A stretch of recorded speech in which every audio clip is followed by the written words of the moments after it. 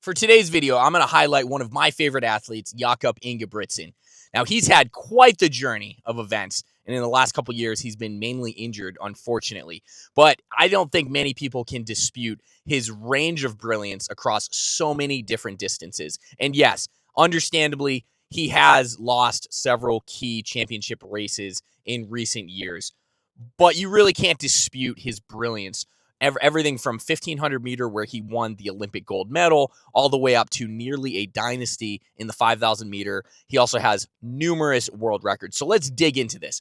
The question at hand here is Jakob Ingebrigtsen still the king in track and field when it comes to dominating across multiple distances?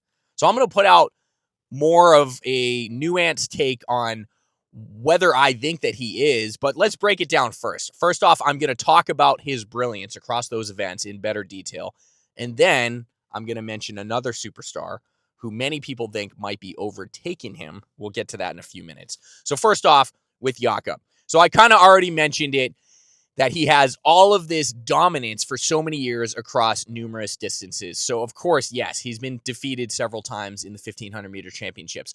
But look at his world records. He's the world record holder for the 2000 meter. He's the world record holder for the 3000 meter. He shattered that record, by the way, from Daniel Komen, and he brought it all the way down to 7:17. That record had stood for decades. He also shattered the long-standing 2-mile world record. I'm calling it a world record. They say it's a world's best. He shattered Daniel Komen's long-standing 2-mile world record, or world's best, if you want to call it that. He brought it from 7:58 all the way down to 7:54. That happened about 2 summers ago, I believe. He also set last winter the indoor mile and the indoor 1500 meter record. So there we go. Those are his 5 world records, including the world's best, I guess. That's insane. He's also been very, very close to the world record for both the mile and the 1500. He holds one of the fastest times in the 1500 that has ever been run at 3:26.73. He ran that in a Diamond League race in 2024, just before the Olympics. And then he also ran one of the fastest times that we have ever seen in the mile, pretty much just short of the world record. Anyways, so those are kind of his top times, right? And then let's get into his absolute shattering dominance of the European Championships. He's got what? You guys correct me if I'm wrong. I'm not looking at any notes. He's like 5-time or some odd European champion. So he's like dominated that event so many times over. And then let's look at his championship dominance as well. I mean, I know a lot of people are so quick to say that Jakob does not have the 1500 meter brilliance because he's been defeated. And yes, that's true. He was defeated by Josh Kerr in the World Championships. He was also defeated by Jake Whiteman, the other World Championships. And then he was defeated in the Olympics, of course, to Cole Hawker and kind of the field, which included Yared and Josh Kerr in that last straight. Now, with that said, though, he's still an Olympic champion at the 1500. So I think a lot of people are so quick to tear him apart because of his losses in the 1500, but he still holds the most prestigious accomplishment that you can hold in that sport. In that process, years later, he basically created a dynasty in the 5000, defeating all of the top runners from Uganda, Eritrea, Ethiopia, and beyond, Kenya, etc. Those guys have faster times than him. Jakob's PR is 12:48. And, in a lot of ways, I feel like that's just because he hasn't raced it enough. Instead, Jakob was focused on the 1500 and the mile primarily, and then he would just show up to these 5,000 meter championship races and win. He did it 3 years in a row, culminating, of course, with that Olympic gold medal that we saw so brilliantly in 2024. So that's kind of my quick little recap of why on earth would Jakob even be considered for what I'm saying, especially when we look at him being injured right now. It's really taken him off of the circuit. And I'm sure you guys guessed it. Who am I going to talk about? Well, of course, none other than Cole Hawker. And a lot of people are throwing his name in there.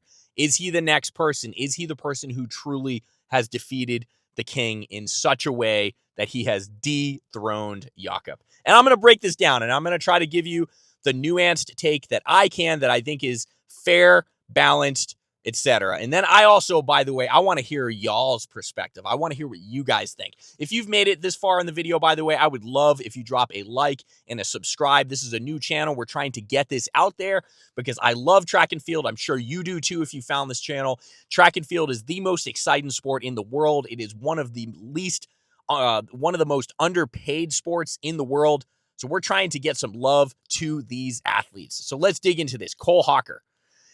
You know, it's hard to ignore what he's done, even if I still feel like Jakob should be on top. I mean, let's look at what Cole Hawker has done over the last 2 years. Now, of course, prior to that, he dominated in college for the University of Oregon. He's a 2-time NCAA champion, pure dominance in college, kind of like we'd seen with Nico Young just a few years later. Transition into the pro circuit. He had, kind of done his normal thing, lots of amazing performances by him and great kicks. But of course, what really got him into the spotlight was that amazing kick where he went onto the inner rail in the Olympics and he bypassed not only Jakob Ingebrigtsen, but also Josh Kerr. And of course, it was so exciting. I'm sure everybody saw that numerous times. It was so exciting because all of the attention, not only during that race, but during the lead up of the race, was on the rivalry between Jakob Ingebrigtsen and Josh Kerr. And even in the race, it's like the announcers were like, Josh Kerr is passing Jakob Ingebrigtsen, and they were focusing. And here's Cole Hawker just on that inner lane. And he just, boom, just swoops right in and takes the victory. So that was obviously super, super amazing. And that's still the pinnacle of his career as we've seen it, of course, because it's the Olympic gold medal. But then not even all that long after that, he gets the World Championship gold medal for the 5,000. And now I am going to have to preface this by saying that, do I really believe that Cole Hawker would have beaten Jakob Ingebrigtsen if he was healthy in the 5,000? He was able to do it in the 1,500. Do I think he would have done it in the 5,000? My opinion is no, he would not have beaten a healthy Ingebrigtsen. But I still need to give Cole Hawker the love and the support that he deserves. Because even if I truly believe that he would have gotten second place in that race, to the true king of Norway, it's still amazing what Cole Hawker did, and we got to give him credit for that. Showing up, it's showing his range. That's why I want to talk about Cole Hawker, because he got the crown for the 1,500 meter, but then he steps up, and now he has the crown for the 5,000 as well. So that shows that range. Recently, he won the 2 mile at the Millrose game in an absolutely stacked heat. An absolutely stacked race, one of the most stacked that we have ever seen. Unfortunately, Grant Fisher was not able to race that. It would have been even more stacked, and we would have seen a rematch because the year prior, of course, Grant Fisher and Cole Hawker were head-to-head, and Grant Fisher just narrowly beat Cole Hawker. But what was so exciting in that race the year prior is that both of them were under the previous world records. That was going to be my next point, is that even in the year prior, even though Cole Hawker was defeated in that race to Grant Fisher, both of them were under the previous world record. And the last race that I wanted to talk about here to highlight is Cole Hawker did just recently lose the USA. I'm at a loss for words right now. The USA title, for the 1,500 meter, but he did win the 3,000 meter title. So up until that 1,500 meter title that he just lost recently to Nathan Green, he was undefeated. And we can go all the way back to the World Championships in September, where he was disqualified from the 1,500 meters. That was the last race that he technically lost.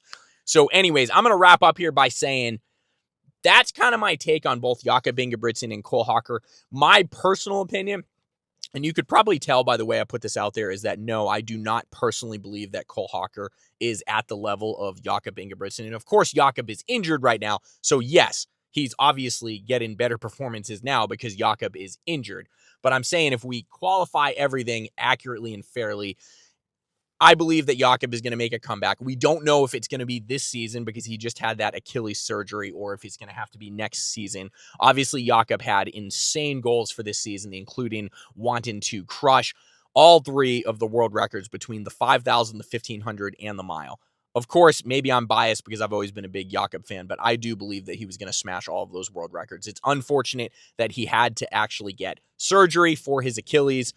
It's truly been unfortunate that it's been 2 years of injuries for him during his prime, because now we're really never going to know what types of dominance he could have had over the last 2 years. But with that said, we still got to give a lot of love to Cole Hawker, because even though Jakob has been injured and he hasn't been his best self, Cole Hawker has just been showing up and putting on a show. So I know there's a lot of people that kind of think that he's the new king, and even if I don't really feel that way 100%, I still really respect him. He's still one of the best racers, arguably right now the best tactical racer in the world. So I want to hear your take on this. And thank you so much for watching my video. This is a great place to hang out and talk all things track and field. So love you guys, and I'll catch you on the next video.